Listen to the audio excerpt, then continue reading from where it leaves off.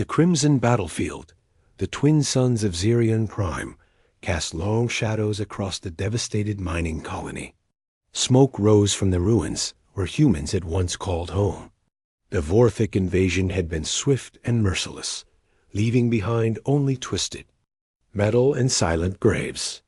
Among the wreckage, a figure emerged from the darkness. Kithara moved like death itself, her obsidian armor gleaming under the alien starlight. The Vorthic warrior stood 7 feet tall, her 4 arms moving with deadly precision as she surveyed the destruction her people had wrought. This was victory, she told herself. This was what her species did best. But something felt wrong.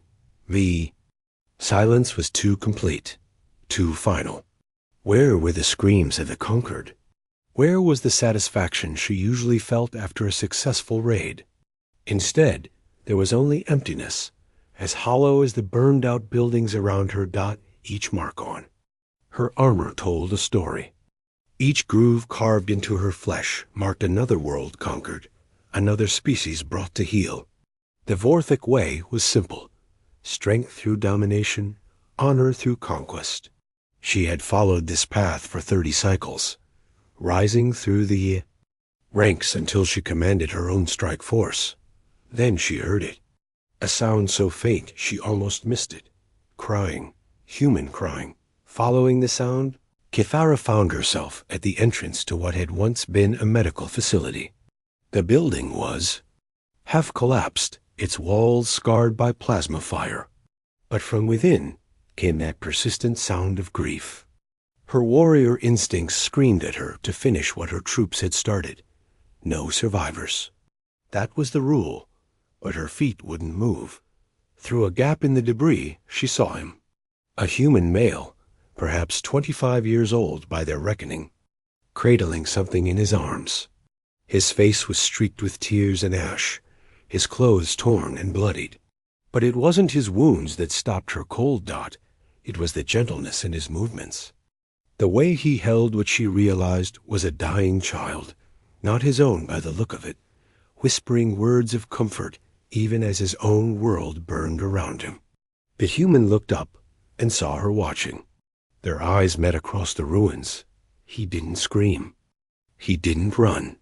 He simply held the child closer and continued his soft whispers of comfort. In that moment, something cracked inside Kithara's chest. Something she had thought was armor-plated and impenetrable. The child's breathing grew still. The human closed his eyes, said what sounded like a prayer, and gently laid the small body down. Only then did he stand to face her, unarmed and unafraid. "Please," he said quietly, "let me bury them with dignity." Kithara's hand moved to her weapon, but she couldn't draw it. For the first time in her life, she hesitated. The healer's touch, his name was Marcus Webb, and he was the last doctor on Xerion Prime. As the orbital bombardment had begun, he could have fled with the other evacuees. Instead, he had stayed behind in the colony's medical center, treating the wounded until the very end. Even now, with death standing before him in the form of a Vorthic warrior, he thought only of the dead who deserved proper burial. Kithara watched him work through the next several hours. He moved through the ruins, with quiet determination, gathering the bodies of the fallen. Humans, yes, but also the alien refugees who had sought shelter on this world. Zealoth traders, Corvani merchants, even a few hegemony diplomats who had been caught in the attack. He treated them all the same, with respect, with care, with a gentleness that made no sense to her warrior's mind. "Why?" she finally asked her, voice harsh through her helmet's translator. "They are dead. What does it matter?" Marcus looked up from where he was carefully arranging a child's body. "Because they were alive once. Because they mattered to someone. Because it's what we do." "What you do?" "What humans do. We remember. We honor. We make sure that even in death, dignity remains." Kithara felt something stir in her chest. Each scar on her body marked a life taken, a world conquered. But she had never considered what came after. What happened to the families, the children, the ones left behind? In her mind, conquest was clean. Defeat was absolute. There was no room for this tenderness. She found herself helping him, though she couldn't say why. Her powerful arms lifted debris that would have taken him hours to move. Her enhanced vision spotted bodies in the darkness that his human eyes missed. She told herself it was merely efficiency, that she was simply ensuring the job was done quickly. But that wasn't true, and she knew it. As they worked, Marcus spoke quietly about the people they found. Dr. Harrison, who had delivered half the babies in the colony. Mrs. Chun, who had run the community garden and fed anyone who was hungry. Little Tommy Rodriguez, who had dreamed of becoming a starship pilot. Each name was a story. Each story was a life that had meant something. And with each story, another crack appeared in Kithera's armor. When they finished, Marcus stood before the mass grave they had dug together. He spoke words in his human language, then translated them for her. We commit these souls to the stars that gave them birth. May they find peace in the void, and may their memories guide us to be better than we were. Kithara stared at the grave, then at her own scarred hands. I have killed thousands, she said quietly. I never knew their names.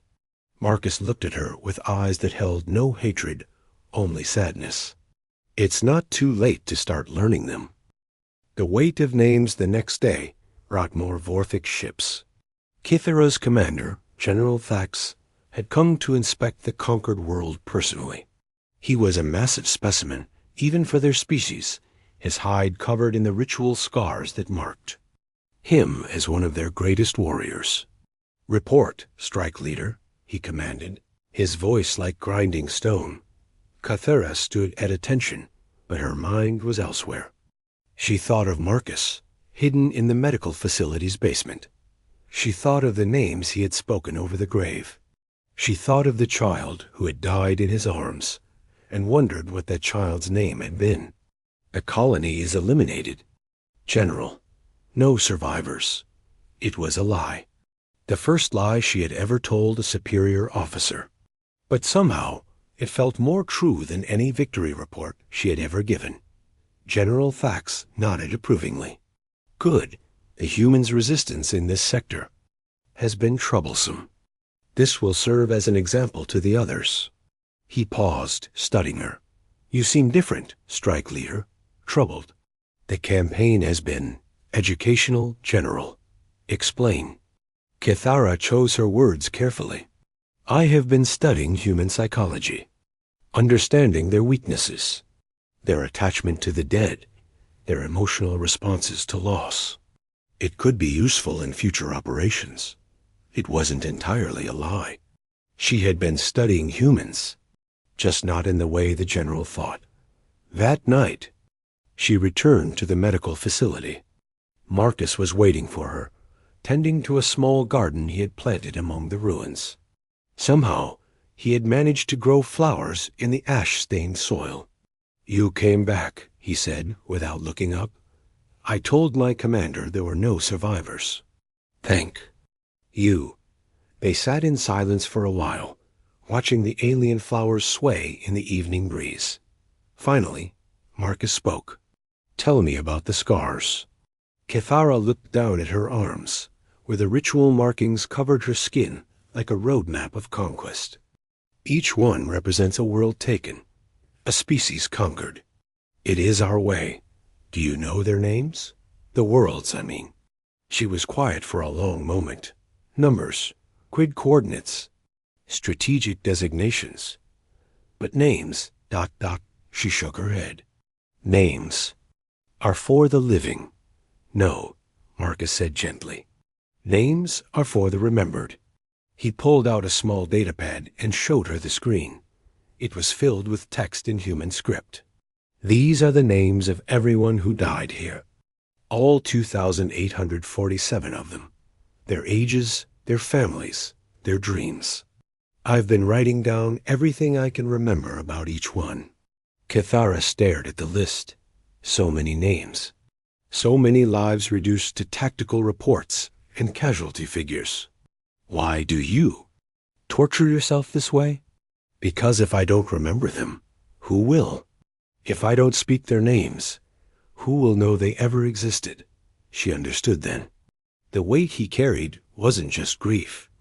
It was responsibility. The responsibility of the living to honor the dead. It was something her people had never taught her, something that had no place in their philosophy of conquest, but it felt more real than any victory she had ever won. The choice to communication came at dawn. Fleet Command had new orders for General Thax's battle group. They were to move on to the next system, where a human research station was studying some kind of ancient artifact. The mission was simple: capture the artifact, eliminate the researchers, claim the system for the Vorthic Empire. Cathara stood in the command center, listening to the briefing, but her mind was elsewhere. She thought of Marcus, still tending his garden among the ruins. She thought of the names on his datapad, the stories he had told her about the dead. She thought of the child who had died in his arms, and wondered if she would be creating more such moments in the days to come. The research station was called Haven's Rest. It housed 300 scientists and their families, all dedicated to unlocking the secrets of the ancient civilization that had once inhabited this region of space. According to intelligence reports, they were close to a breakthrough that could change the balance of power in the galaxy. The Vorthic couldn't allow that. As the fleet prepared to depart, Cathara made a decision that would have been unthinkable. Just days before, she activated a secure communication channel and sent a message to the human research station. A warning, coordinates, timing, everything they would need to evacuate before the attack. It was treason of the highest order. If discovered, she would be executed in the most painful way her people could devise. But as she sent the message, she felt something she had never experienced before: peace. The attack on Haven's Rest was a disaster. The station was empty when they arrived, its personnel evacuated to parts unknown. The ancient artifact was gone, presumably taken by the fleeing humans. General Thax was furious. Someone warned them, he snarled during the post-battle briefing. Someone with access to our operational plans. I want a full investigation. Cathara felt eyes turning toward her, but she maintained her composure. Perhaps they detected our approach, General. Human sensor technology has improved significantly. Perhaps. But his tone suggested he wasn't convinced. That night, alone in her quarters, Cathara received an encrypted message. It was from the human research station. A simple thank you and a name: Dr. Elizabeth Grant, age 34, mother of 2, who had been working on a project to translate the ancient texts they had found. Another name, another life that would continue because of her choice. She added it to the growing list she had begun keeping, written in her own hand beside the names Marcus had shared with her. The living and the dead, side by side, all equally deserving of remembrance. But she knew her time was running out. The investigation would lead to her eventually. When it did, she would face the same choice she had given to so many others: submit or die. For the first time in her life, she thought she might choose differently. The Garden of Memory the investigation took 3 days.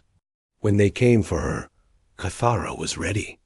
She had left behind her armor, her weapons, all the symbols of her rank and station. Instead, she wore simple clothes and carried only a small datapad containing the names she had collected. General Thax himself led the arrest detail. Strike Leader Cathara, you are charged with treason against the Vorthic Empire. You will be taken to the homeworld for trial and execution. She said nothing as they bound her hands and led her to the transport ship. But as they lifted off from Zarian Prime, she looked down at the ruins of the colony one last time. Somewhere down there, Marcus was tending his garden, keeping the memory of the dead alive. The trial was a formality. The evidence was overwhelming. Kithara had warned the humans, allowing them to escape. She had betrayed her own people, violated every oath she had sworn. When asked to explain herself, she stood before the High Council and spoke words that would have been incomprehensible to her just weeks before. "I learned their names," she said simply. "And once you know someone's name, you can't unknow it. You can't pretend they don't matter. You can't reduce them to numbers in a report." The High Council was silent. Finally, the Chief Justice spoke. "Do you feel remorse for your actions?" Kithara thought of Dr. Elizabeth Grant, safe somewhere in human space with her 2 children. She thought of Marcus, speaking names over a grave. She thought of the child who had died in his arms, and realized she finally knew what that child's name had been. Sarah, little Sarah Martinez, age 6, who had wanted to be a teacher when she grew up. "No," she said, "I feel human." The sentence was death, of course. But in the hours before her execution, something unexpected happened.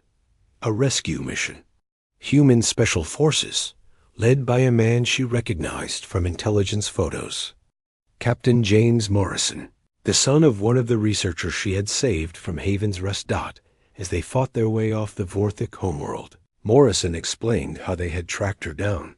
"Marcus told us what you did. About the names, about the choice you made. We couldn't let that go unanswered." They took her to a small human colony world where she was given sanctuary. It wasn't much to look at. A few prefabricated buildings, some agricultural domes, a handful of families trying to build a new life on the frontier.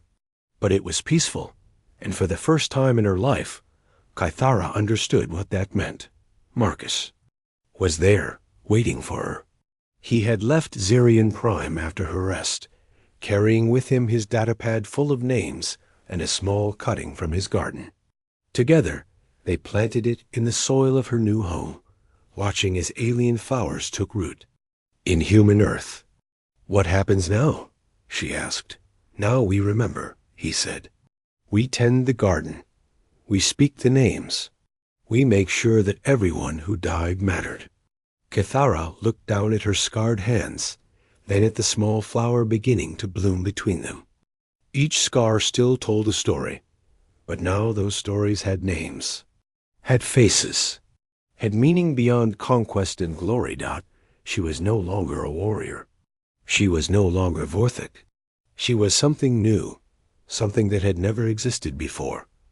A bridge between species, a keeper of memories, a gardener of hope. And in the quiet of the evening, surrounded by flowers that bloomed in defiance of war and hatred, she began to speak the names of the dead, ensuring that they would never be forgotten. Each scar told a story, but now those stories had endings that mattered.